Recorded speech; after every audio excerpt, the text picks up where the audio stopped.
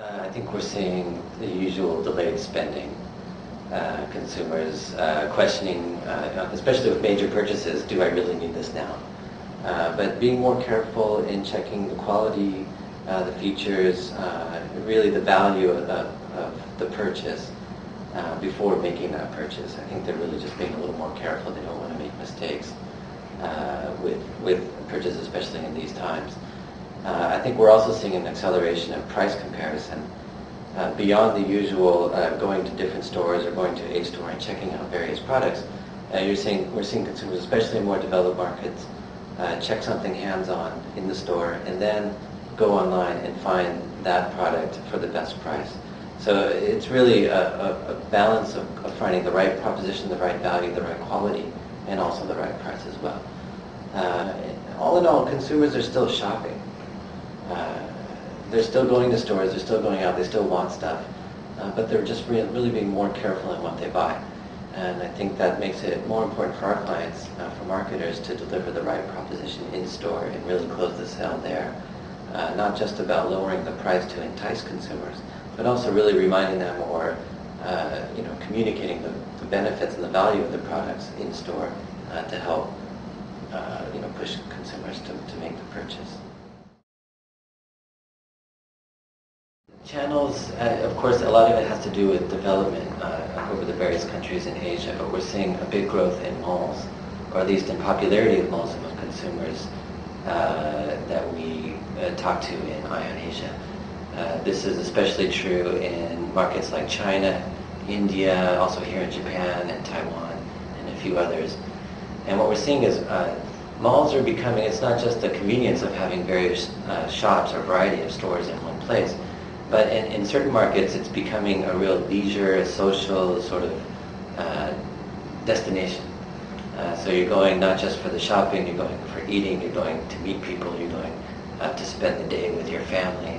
And here in Japan there's a lot of family attractions associated with malls. And it's beyond just movie theaters or food parks. It really, it's becoming a more community experience. So shopping in malls is one of the major trends going on. In Japan and Korea especially, department stores aren't doing so well. They're seen as being out of step with modern consumers. They're not very nimble in terms of meeting the price needs in the recession. So we're seeing department stores struggling to remain relevant. Another trend in channels is, of course, online internet shopping, which is probably partially driven by development, but also we're seeing it accelerated by the recession. As I mentioned earlier, in more developed markets where consumers checking things in the stores, not buying in the store, and then going online to find the right price. And I think we're going to find that trend accelerating.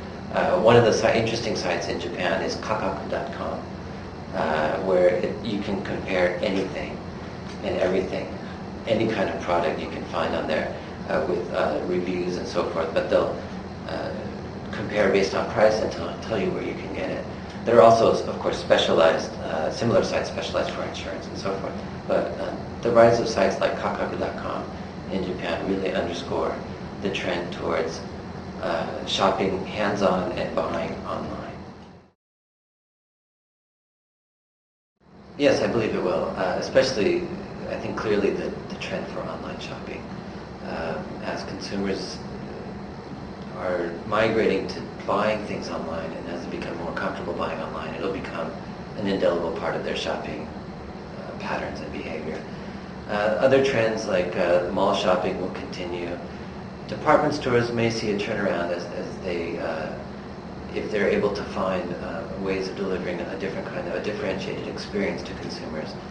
Shops within shops, more boutique type of approach. Well, as we get out of the recession, there'll be more consumers willing to pay more for more premium services like department stores.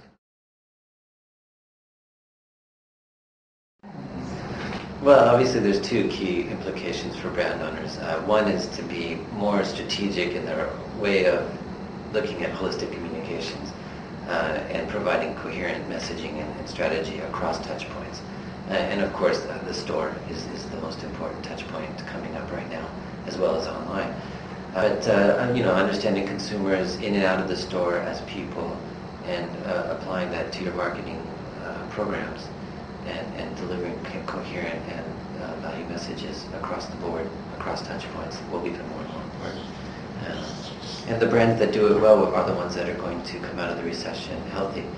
I think the downturn really shows the value of having strong brands, because they will become the go-to brands in a recession, and the first brands that people want to have when the recession ends.